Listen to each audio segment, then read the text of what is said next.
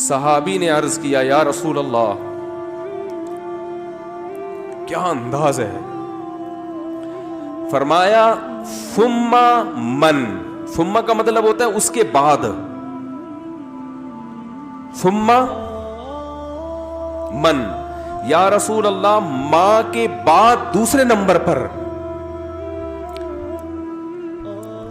میٹھے انداز سے، اچھے انداز سے بات کرنا کس کا حق ہے کہ میں اس سے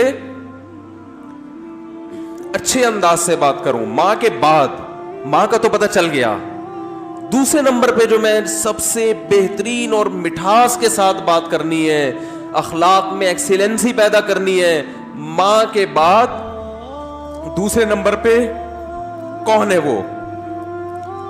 تو آپ صلی اللہ علیہ وسلم نے کیا جواب دیا؟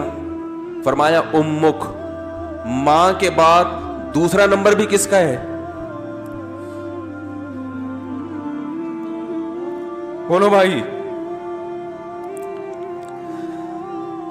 کیا عجیب انداز ہے. حالانکہ یہ عام عرف کے مطابق جواب سوال کے مطابق، بولو بھائی، نہیں ہے. مجھ سے اگر کوئی پوچھے کہ سب سے بڑا حق کس کا، میں کہوں ماں کا. وہ کہ اس کے بعد کس کا، تو میں کہوں ماں کا. وہ کہے گا میں اس کے بعد کا پوچھ رہا ہوں، اس کا تھوڑی پوچھ رہا ہوں. تو یہ سرسری نگاہ سے دیکھا جائے تو یہ بلاغت والا کلام نہیں ہے، یہ غلط کلام ہے اگر سرسری نگاہ سے دیکھا جائے. کیونکہ ہم پوچھ رہے ہیں کہ اس کے بعد، ماں تو پتہ چل گیا، ماں کے بعد اس کے علاوہ بتائیں آپ. لیکن نبی دوبارہ کس کا نام لے رہے ہیں؟ یہ سرسری نظر میں یہ کلام بلیغ نہیں ہے، لیکن حقیقت میں یہ بلاغت کے اعلی معیار پہ پہنچا ہوا کلام ہے. کیونکہ بات کو دل میں اتارنے کا اس سے بہتر طریقہ نہیں ہو سکتا تھا کہ ماں کے بعد دوسرا نمبر بھی کس کا ہے؟ ماں کا. اس کا مطلب کیا ہے کہ ماں کے بعد اگر تم یہ سمجھتے ہو کہ کسی سے بہت ہی میٹھے انداز میں بات کرنی ہے تو یہ حق دوبارہ ماں کو دے دو. دوبارہ کس کو دے دو؟ صحابی نے پھر پوچھا یا رسول اللہ ثم من. دیکھو صحابی کا انداز بھی کیا ہے. وہ چونکہ ان کو یہ تھا کہ مجھے ماں کے علاوہ اب چاہیے کہ کون ہے، اور نبی نے دوبارہ کس کا نام لے لیا؟ ماں کا. لہذا صحابی نے پھر اپنے سوال کو ریپیٹ کیا، کیونکہ وہ یہ سمجھتے تھے کہ مجھے میرے سوال کا جواب نہیں ملا. تو انہوں نے تیسری دفعہ پوچھا یا رسول اللہ ثم من، یا رسول اللہ تیسرے نمبر پہ کون ہے؟ تو آپ صلی اللہ علیہ وسلم نے فرمایا امک. تیسرے پہ بھی کون ہے؟ بولو بھائی. یہ ہے ویمن رائٹس. یہ کیا ہے؟ یہ جو بے شرم لوگ حقوق نسواں اور عورتوں کے حقوق کے نام پہ الو بنا رہے ہیں نا، ان کی باتوں میں مت آیا کرو. ان کا مقصد صرف عورت کو کپڑوں سے آزاد کرنا ہے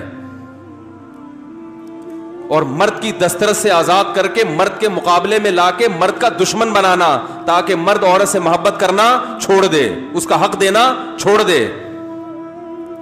تمہیں اسلام نے عورت کے جو حقوق بیان کیے ہیں، اس کے بعد ہمیں کسی اور سے عورت کے حقوق کو سمجھنے کی ضرورت نہیں ہے. ہمیں کسی لبرل سے، کسی حکومت سے، کسی ویمن رائٹ سے، کسی سے ہمیں سمجھنے کی ضرورت نہیں ہے.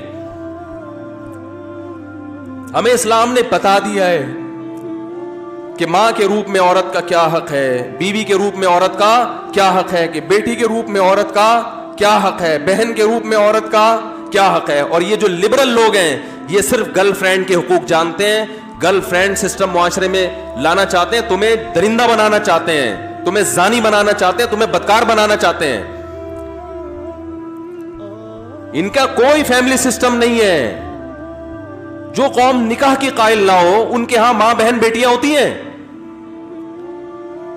ماں بہن بیٹی، بھابھی، چچی، خالہ، ممانی، مامی، پھپھی، یہ رشتے تو شادی بیاہ کے نتیجے میں وجود میں آتے ہیں.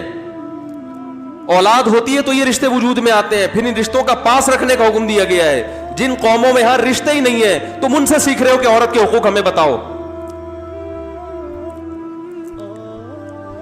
تو آپ صلی اللہ علیہ وسلم نے کیا فرمایا؟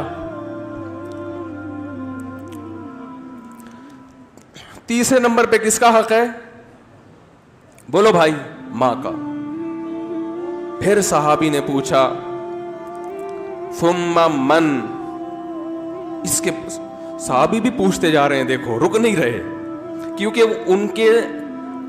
ان کے سوال کا جواب مل نہیں رہا کہ یا رسول اللہ آپ ماں کا تذکرہ ختم کریں گے تو پتہ چلے گا کہ ماں کے بعد کس کا حق ہے. تو آپ صلی اللہ علیہ وسلم نے ارشاد فرمایا ثم ابوک. چوتھے نمبر پہ کون ہے؟ باپ. پوری کائنات میں اگر آپ کسی سے نرم انداز سے بات کرتے ہیں، میٹھے لب و لہجے میں بات کرتے ہیں، بہت سے لوگ ہیں جن سے آپ بہت نرم انداز میں بات کرتے ہیں. اپنے باس سے آپ سر کہہ کے بات کرتے ہیں کہ نہیں کرتے؟ کبھی آپ نے دیکھا کہ اس نے تھوڑا سا سختی کی ہو، آپ نے آنکھیں ماتھے پہ رکھ لی ہوں؟ کبھی دیکھا آپ نے؟ ہے بھائی؟